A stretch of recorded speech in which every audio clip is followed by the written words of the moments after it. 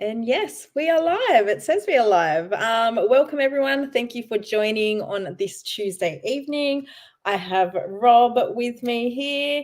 So I Hello. first met Rob, I think I saw you speaking at the Stronger Together event. You were at that, and Yep. then you did your Dad Yep. Ability podcast, and I know you reached out to Kirk with his mental health issues. So, yeah, we've sort of known of each other for a while now, but I've been wanting to have Rob on for a little bit. Like, it's been on my radar. Like, I have to get him on. It'll be so amazing. And then with Father's Day coming up, I thought, oh, perfect opportunity. So, welcome, Rob. Thanks, And Sarah. thank you everyone for joining us. Oh, we have a private chat. Oh, no, it's you saying hello. Um, so, yeah, I'll give everyone a few minutes to sort of jump on. Oh, I'm sure they can catch up and rewatch anyway. Yeah, so thank you so much, Rob. Really appreciate like what you do and for taking your time out tonight to be here to have a My chat with pleasure. me. Um, so let's get into it. So I mentioned the Dad Ability podcast, which I'm super excited to hear that you're starting back up. That's just amazing. There's nothing out there like it. So what inspired you to start that, and how has your journey influenced, like your dad journey influenced, like your own mental health or Wow. your Okay. mental health? Yeah. Good. Good. Look, Yeah, I'll right answer into the it. first part. I'll answer your first part of your question, and I'll probably just keep going. So it's what motivated me to start it? Well, it it was very clear. Like I remember getting my son into St. Lucy's School, which is a fantastic school in Sydney, and I remember thinking, finally, I'll be able to connect with other dads like me. How good will that be? Yeah. And I remember being like, okay, this is awesome. This is going to be amazing. And then lo and behold, that happens, and there's a parents' chat, but yet it's dominated with the mums. And Yeah. I said to my wife, "Is there any other? I'm just on here randomly, like lurking. Is anyone else? Any other dads on here?" And she's like, "I don't think so." I was like, "Oh man!" And I just found it. I mean, I found it was sad and frustrating, and I was like, how did I get to a point where like finally I'm thinking, who best understands me? And I think it was probably like I've got good friends, but like I never really felt like it was really Yeah. something. Not that I could, like they would always let me talk to them about my challenges Yeah. with Leo, but they would never. I just felt you're just going to smile and nod, and you're just going to Yeah. go, oh, okay, sorry, man. But I just wanted someone else that had been there, gone through stuff, anything that could at least get it. So I thought to myself, man, what else is out there? And then, like you said, like I couldn't find a place to really connect with other dads. And then I went through my own. Not long after that, like I went through my own mental health struggles, and really, I went to a mental health hospital, and I had to do a lot of work to rebuild myself. And primarily, a lot of the cause was just I wasn't able to. I had adjustment disorder with depressed mood, so I wasn't able to actually cope with the 1,000 paper cuts that comes with raising kids with disabilities. It had just basically worn me down to a point that I was not functioning well for myself or for the family. And so made that my wife encouraged me, bless her, to get some professional help, and thank God she did. And Yeah. I came out of it feeling like, okay, like I feel like I know what I need. I've got some different thoughts now. I need to challenge how I think about things. I've got to approach things differently. I've got a lot of work to do, Yeah. but I felt like a sense of obligation and responsibility to be like, well, all right, let's do this. Who the hell is gonna like? And I don't mind talking about my story and my feelings, and I know that's not common for every Yeah. guy, every dad. So I was like, okay, I've got some responsibility here. I'm gonna put this out there. I'm gonna start a podcast. I'm gonna start. If I don't get any guests, who the hell cares? But let's just start something. Let's just get the conversation going and see if we can support people. And like, what's been really cool is that look, I haven't created lifelong friends from the podcast. It's not about that. And it's not like I sit here on a WhatsApp group and message every dad that's ever been on it. It's not like that either. What it is, and what it is cool, is that I feel like there's so many dads and mums who are trying to support their hubbies to go like, what are you doing to help yourself? And it just feels like it feels good, very wholesome, something that like, if we can share stories, if I can share my story, other dads' stories, and it helps people listen and go, I'm not alone, and I can listen in the car, and you know what I mean? Like, and I'm like, okay, finally. Oh, that happens to you too. Oh my God, I feel better about myself, or whatever. Like just and I think low touch platform to interact with. Like I don't have to do anything. I can listen, and I can never know who's listening. Like it's that type of a thing, and I'm like, I'm cool with it. It's cool. Yeah.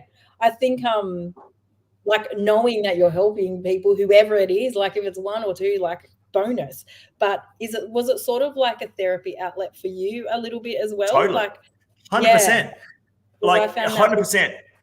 Yeah, it's absolutely that, and it still is that. And it's I'm not preaching on the soapboxes. Do what I've nailed it. Now do it like this. It's much more like I'm with you. I am in it, and here's what's helping me. Here's my experiences. What's going on for you? Like it's more of a. I'm always going to be. It's always a work in progress, right? This dad thing and this parenting of kids with disabilities. And just when you think you've nailed it, and you feel like, and that's why I was like, maybe I don't have anything else to say for a while. And then it's like, oh my God. And then the next challenge comes up, and the next year, and the next milestone, and then you got a whole bunch of new challenges. This is the gift that keeps on giving with parenting, right? And I think, like I've noticed with Kirk, like we might touch on that later, but he sort of hit rock bottom, and it's not like, okay, he did all these things and he, I don't know, was off the grog and just spoke to people and did the things and recognized it. It's not like, oh, wham, bam, he's great now. Like it's got over that. Like you said, there's different challenges. And only recently I'm like, are you okay? But because I'm aware of it a little bit more now. So yeah, it's so good that there are outlets like that there. So you do speak very openly about your mental health, which I just applaud. I think it's definitely needed. Was there like a turning point? Perhaps was it in the early diagnosis stage, or was there a turning point that made you realize like, oh, actually I'm really struggling? Like, or was it just, there was no like point that it came to? Yeah. You know what? There certainly was. I'm quite self-aware, so I knew I was I knew I was struggling, but like most men out there, one, I was too proud to think that I couldn't solve it on my own. So I was more like, I'm struggling, but I'll get through it. I'll just soldier on. And I was doing a horrible job of that, by the way. Like, and everyone around me could see it. No one had the guts to say anything. But like I would sit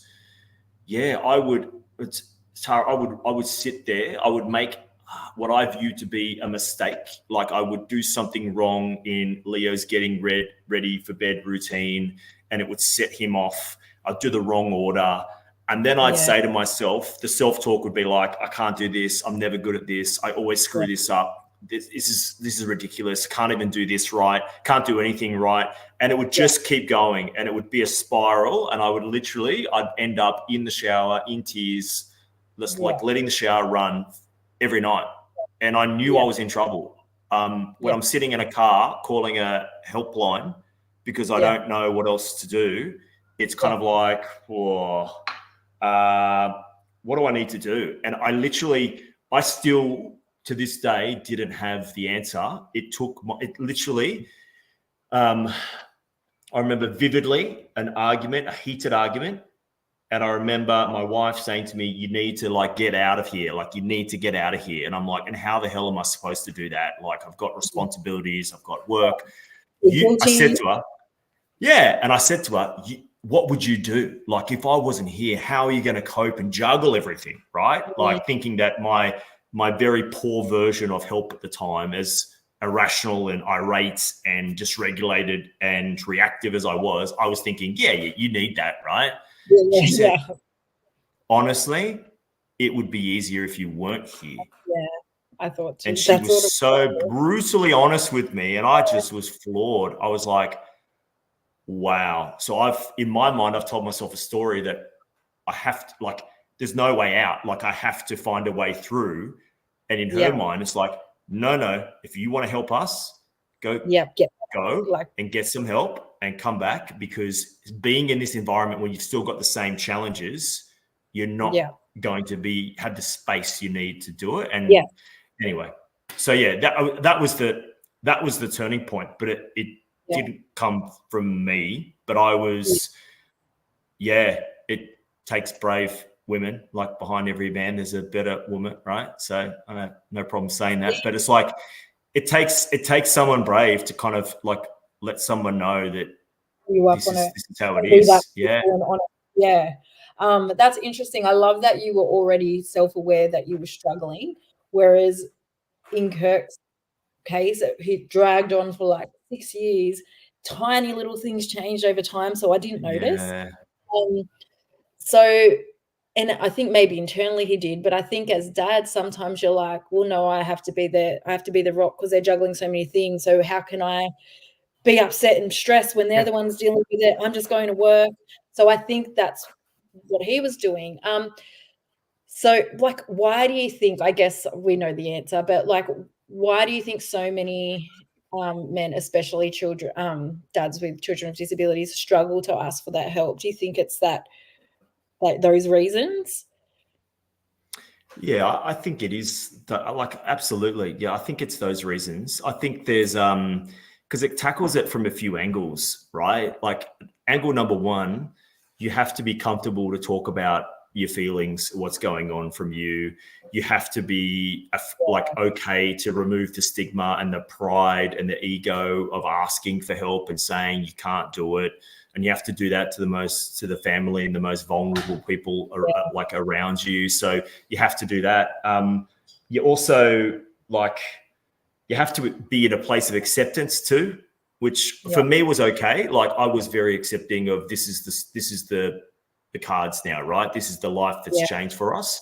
Because I thought what will help Leo the most is if I'm accepting of it, not if how will it help him if I'm not, right? What does he need? How can I lean in? But I know that that's not normal as well. There's a lot of people out there and dads that like are a little bit like, like, you'll be like, things will change. I don't need to fully embrace like your disabilities, where we are now.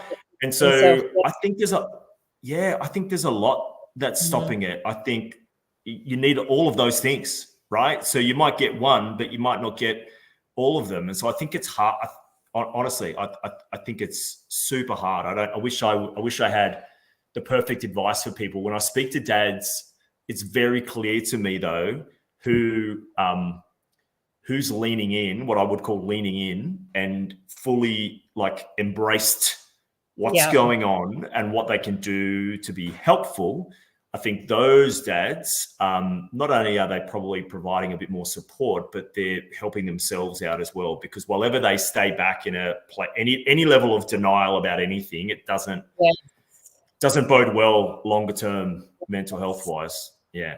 Yeah, I didn't think about it from the not actually accepting it fully phase, because I think even me, I thought I accepted Willow's diagnosis straight away. I'm like, proactive, did this, but it wasn't until I started engaging with other families, the community, that I was like, oh, like, this is great. And that's when I was like, oh, I actually really are. Actually, Alicia just said it's that grieving process of acceptance. So you have to 100%. let yourself go through it. And I think a lot of the time, I know this is generalized, but a lot of the time, perhaps females are a little bit better at going through those emotions of grieving, where dads perhaps may not be as much. So they sort of put it under the surface and can't truly embrace and accept it, which I can see now that you said that, like obviously with Kirk as well, until it all came to a head.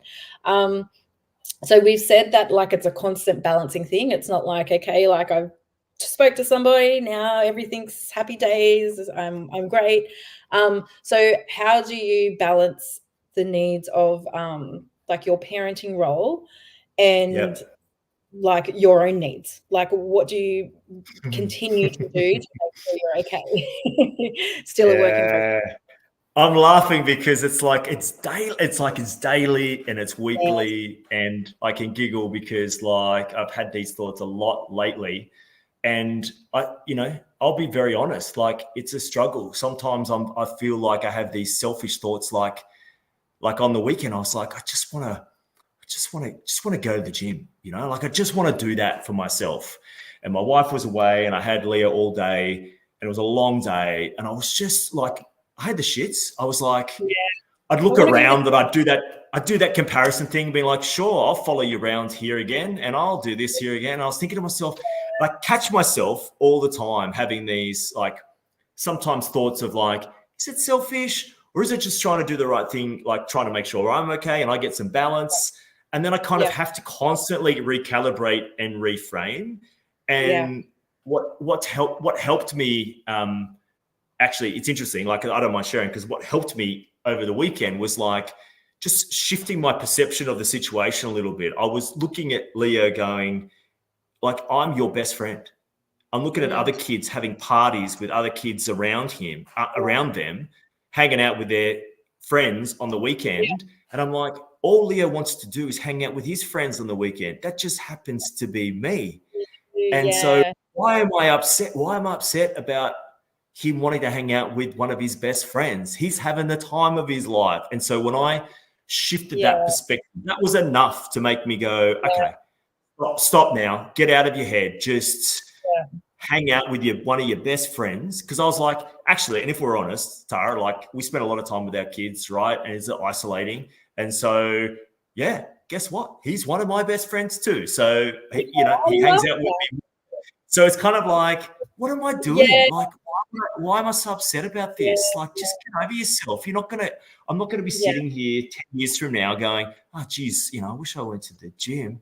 I'll be like, Yeah. oh, I wish I had Remember that. you know what I mean? Like, Yeah. but That's true. I but love. it doesn't mean, I will say, it doesn't mean that like you can't ever think about yourself. So I know, and I can see it if I'm getting irritable, if my guard's up, if I'm snapping back. I just have to stop and think, when was the last time I had me time? I'm funny, like Yeah. I'm so protective of me time. When was the last time I had me time? And that could be like, go to the shops in the car on your own and get some groceries. At least it's me time. But when was the last time I had that? And if I haven't had it, I have to calibrate back and go, all right, I've got to do this. Yes. Yeah. Absolutely. It's so funny. Like so many things we're saying. I'm like, oh yes. Kirk and I just had a chat days ago because I was set up. Like I noticed he's getting into this dark place, and I'm like, what do you do for yourself? And he's like, because he goes to work and then he's come home and he's cranky. And I get that he thinks in his head, oh, I don't have the time to do all this stuff. And I'm like, but either do I. I get up and I read 15 minutes of a book. And to me, that's my intentional, like, I've done this for myself today. Or like little things, like if I'm stressed, put it a few, like just little things. So I'm like, start shifting your thoughts to be like, it doesn't have to be this big act of well-being, like little things throughout the day that fill your cup is like everything. And he said the other day, he's like, I actually read the book my book the other day in your reading spot. I'm like, yeah, I know. And he's like, but my thought was, I'm just sitting here doing nothing, being lazy while she's doing stuff. And I'm like, no. I'm like, that was just filling your cup. Like I want you to do stuff like that. So I think, yeah, sometimes I guess you do feel guilty, like I'm not contributing. But to me, with how things have been going, I'm like, that is contributing to our family because you're taking a moment to regulate your emotions and set yourself up. So I love that. And I love shifting perspective. Love that. Yeah. But I think I was just going to say, like, it's up to, like, the cool thing is it's up to your partner. Like this is where it works. Like this is where you can be very supportive because I'm more likely to deprioritize things that fill my cup and small things that I need just because and my wife's more likely to do the same. So I'm consciously looking to see that she's getting some time for herself and she's getting some balance and she's doing the same for me. And so it's good because I think it's natural sometimes that like we are going to be like, oh, well, sacrifice everything. I don't matter anymore. Push myself down. I just got to keep going and do whatever's best for the family. But it's nice to, if you can do it yourself and then you can have someone else helping you, like between those two things, surely it doesn't go like more than a week or two before someone's asking you a question. Hey, what are you doing? Yeah. But it can be so small as well. You're right. It can be so small. Yeah. Yeah. And I think I'm like quite routine. So it's probably easier for me where Kirk's the opposite, change. And I'm like, but yeah, it's that balance, which I think that you have to sort of find yourself. But at least sometimes I think just acknowledging that and saying, hey, I actually think you need to start doing some more things for yourself. Something else she said that I love too was like allowing yourself to be upset and angry and feeling those emotions, just not sitting there. Like you said the other day, you could have sat there all day and felt sorry for yourself, but you changed your perspective and was like, I'm his best mate. So yeah, that's something we constantly say in Kind Well, you've frozen. Can you still hear me? Yeah, sorry. I don't know what happened. It just completely cut out. Anyway, sorry. I'm back. So for dads that are silently struggling, what advice would you give them? Like those first sort of gentle steps. Like if there's a dad listening today and they're thinking like, oh shit, that's me. Like, don't know what to do. And I know it is different for everyone. So it's hard to like, what is your grand advice, Rob? But I know you've spoken to a lot of dads as well. Like there is someone silently struggling, or even like if, like we've touched on, if your partner, you see them starting to act a little bit differently, like what advice do you give to sort of approach that? Yeah, it's a great question, and I'll have a crack at it. But it's there's, as you said, it's a really situational question to think about. But look, it depends on where you're at. So let me say this: if you're like, I'm a dad, I'm trying my best, and I'm trying to accept everything, and I'm trying to just crack on and do my thing, and I'm just too proud to ask for help, but I'm struggling.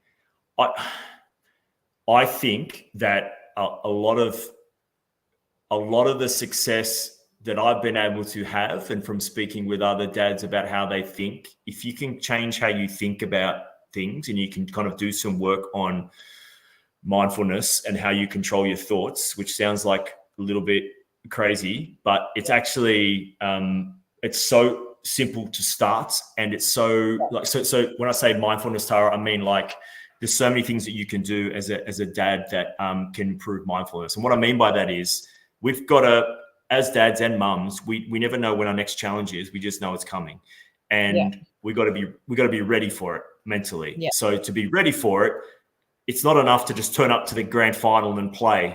You're going to have to practice a little bit. And what the practice looks like is actually doing some things that is going to help your mind be ready and better equipped to be able to face the challenge when it's coming, because you don't know when it's going to come. So mindfulness is something that really helped me when I was kind of rebuilding myself into version 2.0 after my mental health challenge. And it was kind of like, it's like being present. Like people know, mindfulness, like things like meditation, breathing. That's exactly what it is. But it's like what it is being present, but non-judgmentally being present, because you're going to suck at mindfulness. Anything, you're going to suck at it. So if you say to a dad who's never meditated before, hey, dude, you breathe, meditate, you'll get, I don't know. I don't know if that's going to be for me. Okay, I'll try. I don't know if I like that. And he's going to try it, and it's going to suck, and he's going to go, can't even do that.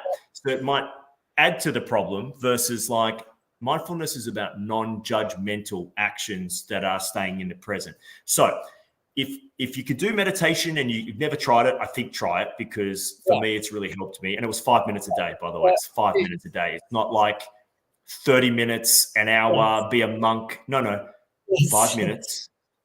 Listen to, like, I found some really good cheap things that you can listen to that not cost anything, but it's like 5 minutes. Let someone else just take me through. It's nice and relaxing. If nothing else, close your eyes. Relax for a bit, right? Slow down. Cool. So I say try that because it is very helpful, and it does help me to reset. So if I'm feeling a little bit off kilter, I can literally sit anywhere, put some headphones in, and just do a 5-minute and it just resets me a little bit, just brings me back. So that's something. But other forms of mindfulness that dads can do that they probably come more naturally is things like anything creative. So anything arty, music. You have to be so plugged in if you're doing art or you're playing an instrument or you're doing anything that like you can't be thinking about. So mindfulness is the act of actually staying present. So I'm not worried about the past. I'm not worried about the future. I'm just jamming my guitar in my garage, or I'm building a cubby house and I'm on the tools and I'm that guy, or I'm building a pergola, like whatever it is. Yeah. You're a gardener, you're an artist, you're whatever, you play sport. Just something that is like consumes your head and gets you focused on the present will go a long way to making yourself ready for the next challenge. Because that's really what it is. It's like if I see a challenge coming with Leo, if my mind races and I go, oh, here we go. I know what's about to happen. And I'm immediately planning for all the possible scenarios and the worst case, and I'm going to suck at it. And I'm already in my head. But if I can just stay like focused and attentive and observant to what is happening, this meltdown in front of me, if I can stay a little bit more neutral and not let my mind go ahead, I'm going to deal with it so much better. It's going to be better for him. It's going to be better for everyone. But it's, that would be my thing. It's like guys like most of us, I say most of us, I don't want to generalize, but like guys playing sport, we practice, we play, like we understand what it takes to be good at something. And I think it's just, we've never, like a lot of dads have never had to be good at their mental strength and, you know, but bloody hell, you need it. So anything that you can do to like flex the muscle so that you're ready is good, but it doesn't feel like work. It's not like I'm coming home with a worksheet to do and I've got to tick my mindfulness exercises. It can be a lot easier than that.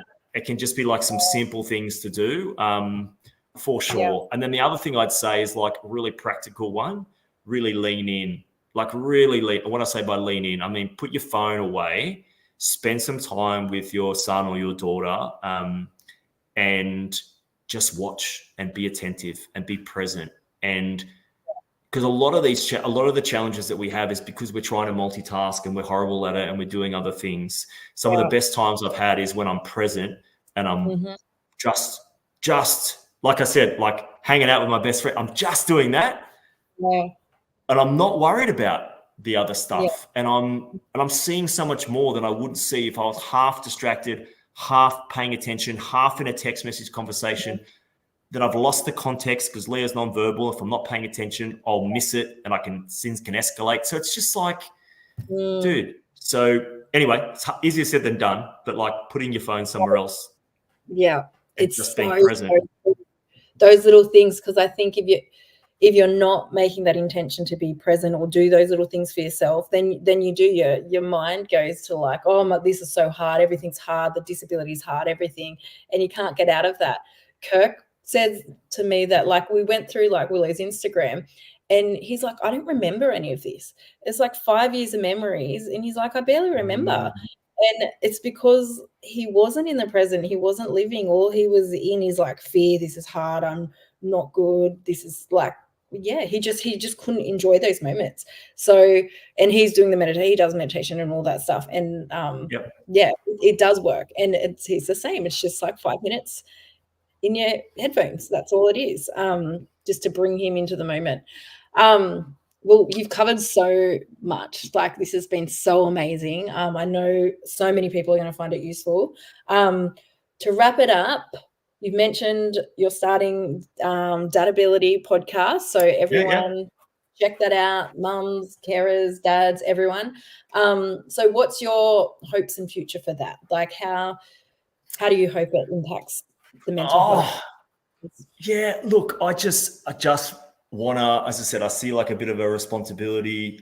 There's not many things that are doing it. And I have no great goals in mind other than, what keeps me going is seeing the odd email, the odd comment, the odd person that says, hey, thank you, just found this. I've just it's been really helpful for me.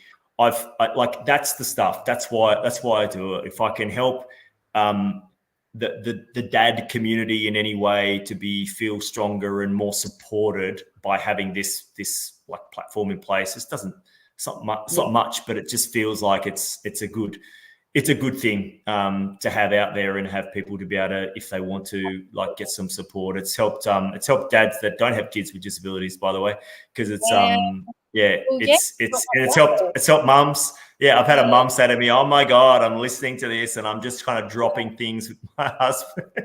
Oh, hey, whatever. It's cool. Just yeah. Well, I know back, like, if I heard all of this like a few years back, I'm like, it could have been different how things went down for us. So it's absolutely just so I think we are aware and can acknowledge that perhaps they are suffering silently and they're not opening up, and just having it from that different perspective. So I think it's useful, so useful for everyone. I'm super excited about it. I'll be tuning in. And I think it's something so easy. Like you said, go do something like Kirk loves gardening. Yeah. Like, have a listen while you're gardening. Super excited. So make sure you keep me up to date with your episodes so I can share. And thank you so much for your time. Everything you said was like, oh yes, that makes sense. You really do an incredible job. I'm super grateful to have you here. Oh wait, sorry, there has been questions. So Alicia, well, she did say it's a marathon, not a sprint. Absolutely. Agreed. That is there a link for your page? So I'll share. It's mainly the Dadability on. Do you have a Facebook page? Yeah, it's on Facebook and Instagram, Dadability, and if you just search it in Spotify or Apple, iTunes, you'll find it. Yeah, I'll share it in the comments anyway. Awesome. Thank you so much. Thank you everyone for joining. I'm sure many people will watch this back. You've got lots of love hearts and thumbs up. So amazing. Thank you. My pleasure. Thanks for having me, Tara. I really appreciate it. All right. See you later. See ya. Bye, everyone.